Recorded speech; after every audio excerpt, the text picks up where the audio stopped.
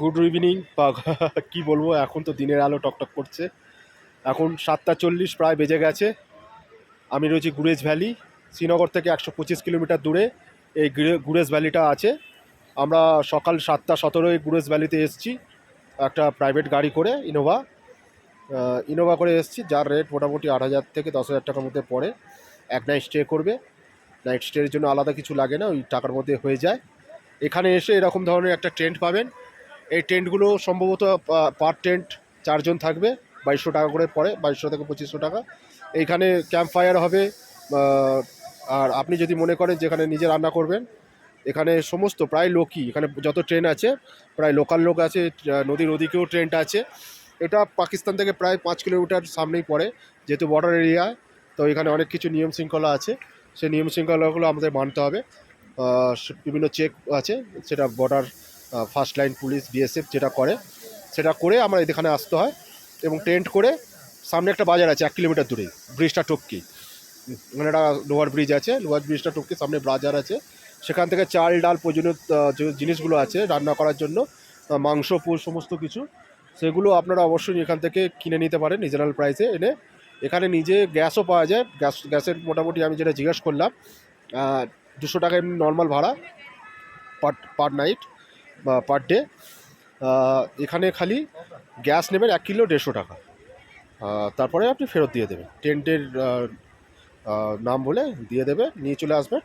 এখানে টেন্টের ভেতরে রান্না করতে পারেন। বা ছোটো ছোটো পোর্টেবল গ্যাসগুলো 700 টাকায় সিলিন্ডার শুদ্ধ দিয়ে দিচ্ছি, ছোটো সিলিন্ডার, এটাও নিতে পারেন যেরকম আপনার ইচ্ছা।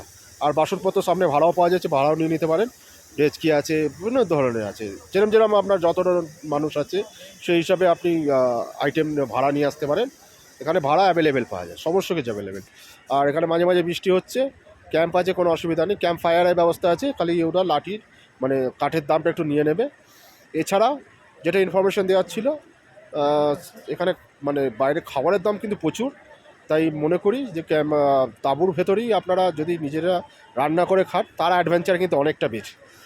নিজেরা রান্না করে খেলে একটা অ্যাডভেঞ্চার অনেকটা বেশি। তো যদি অ্যাডভেঞ্চার পছন্দ করেন তাহলে অবশ্যই নিজেরা রান্না করে ক্যাম্পিংয়ের মধ্যে বনফায়ার করে খেতে পারে। এবার অনেকজন এলে তো তাঁবুর খরচা অবশ্যই কমে যায়। যেহেতু আমরা 7 জন রয়েছি, 2টো তাঁবু নিয়েছি, বা আমাদের তাঁবুর চার্জ পড়েছে 2,200 টাকা করে পার তাঁবু। আজ রান্না ফান্না আমরা করিনি, দেখছি আমরা কালকে রান্না বা নাইটের বনফায়ারের ব্যবস্থা করেছি, ওখানে তখন কিছু খাওয়া দাওয়ার ব্যবস্থা করব। তো খুবই ভালো বিউটি, দারুণ, নদীর ওদিকে দারুণ। আর নদীর ওদিকে আছে খুব সুন্দর, পাহাড়ের ওপরে মেঘ, হালকা হালকা বৃষ্টি পড়ছে, ওয়েদার ঠান্ডা আছে, কিন্তু খুব ভালো লাগছে, মনোরম পরিবেশ, সত্যি মন জুড়িয়ে যাবে। যদি না আপনারা এখানে আসেন তো অবশ্যই একটা মিস করবেন। আমি এটা অ্যাড করছি না, তো আমিও প্রথমবার এসেছি গুরেজ ভ্যালিতে। কালকে সাব্বা খাতুন ওয়াটারফলস দেখবো, আর রাত্রিরে নিয়ে যাবে বাঘ দেখতে, চিতা লেপার্ড, সেটাও আমি অবশ্যই দেখাবো আপনাদের, যতটা দেখতে পারি। 10টার সময় যাবো লেপার্ড দেখতে, দেখা যাক কতটা কী করতে পারি। এই কুলকুল করে জল যাচ্ছে, ওই পারে টেন্ট, এই পারে টেন্ট, চারপাশে টেন্ট। লোকালি লোক বেশি এসছে দেখলাম, সবাই এসে নিজের নিজের রান্না করছে। তারপর ওদিকে নদীর ধারে ক্যাম্প করে, ওই যে দেখছে সবাই নদীর ধারে ক্যাম্প করে গ্যাস ভাড়া করে নিয়ে এসে বিভিন্ন ধরনের, যার যেরকম, কেউ চিকেন ভাত, কেউ সবজি ভাত, কেউ খিচুড়ি, যে যেরকম পাচ্ছে রান্না করে নিজেরাই আনন্দ করে খাচ্ছি। এখানে ক্যাম্পটা থাকা মানে সমস্ত সুযোগ সুবিধা পাবে না, কিন্তু এই আনন্দটা কিন্তু সারা জীবন মনে রাখার মতো। টয়লেটের একটু অসুবিধা আছে, তবে অ্যাডজাস্ট করতে হয়, কারণ এটা এটা তো একটা ক্যাম্প ফায়ার, এটা তো হোটেল নয়। তো এখানে একটু অ্যাডজাস্ট করতে হয়। আছে, তবে পরিষ্কার পরিচ্ছন্ন টয়লেটের ব্যবস্থা রয়েছে, একটু হেঁটে যেতে হয়, তো ভালো। আর অনুরোধ করব, এই নদীর জলে অনেকেই দেখছি প্লাস্টিক ফেলে দিচ্ছে, সেটা না করার, কারণ এইটা আমাদের দেশের সম্পদ, একে রক্ষা করার দায়িত্ব সবার। প্লিজ এই সুন্দর জলে কেউ ওয়াটার বোতল বা প্লাস্টিক জাতীয় জিনিস ফেলবেন না। এই এনভায়রনমেন্টকে নষ্ট করবেন না, এই এনভায়রনমেন্টকে বাঁচিয়ে রাখার দায়িত্ব আমাদের সকলের, এনভায়রনমেন্টকে আমাদের বাঁচানোর দায়িত্ব সকলের। তাই সকলকারের অনুরোধ, এখানে আসুন, সব কিছু করুন, এই ছ্যাঁচড়ামিটা না করবেন না, প্লাস্টিকের বোতল ফোতল এই জলে ফেলবেন না, এই ছ্যাঁচড়ামিটা না করাই ভালো। তাহলে আমরা আমাদের এনভায়রনমেন্ট বাঁচাতে পারবো, প্রকৃতিকে আমরা বাঁচাতে পারবো এবং আমরা আনন্দ করে যেতে পারবো বারে বারে। নাহলে এরকম করতে গেলে এরা রেস্ট্রিকশান এসে যাবে আমাদের কাছেই, আবার বললো রেস্ট্রিকশান এসে গেল। যাই হোক, খুবই ভালো লাগলো।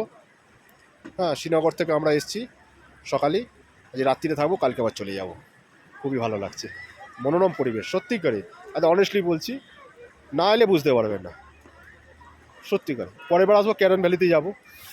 তো এবারও ক্যারন ভ্যালি যাওয়ার ছিল, তো ক্যারন ভ্যালি পারমিট দিচ্ছে না, তাই এখানে এসেছি গুর্জর ভ্যালি। এখানেও সামনে এই পাহাড়টা আছে, এই পাহাড়টার পিছনেই জাস্ট 5 কিলোমিটার গেলেই ওখানে দিকে রাস্তা ছিল, আমাদের দেখাচ্ছিল।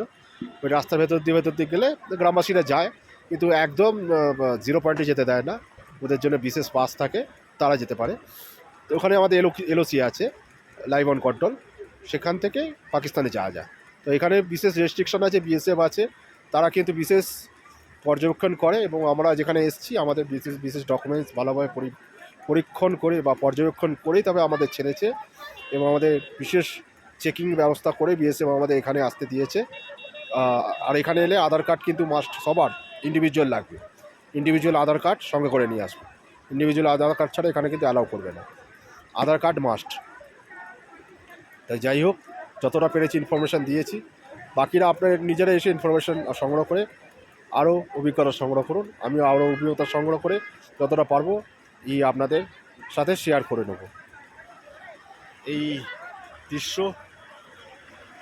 আর পাবেন না, সত্যি পাবেন না। ওখানে ওরা ক্যাম্প ফায়ার শুরু করে দিয়েছে, ধোঁয়া উঠছে, দারুণ। এদিকে দেখুন, এদিকেও ধোঁয়া উঠছে, খুবই ভালো, দারুণ লাগছে, খুবই ভালো লাগছে, অসাধারণ একটা লাইফ টাইম এক্সপিরিয়েন্স। চলো, জয় হিন্দ।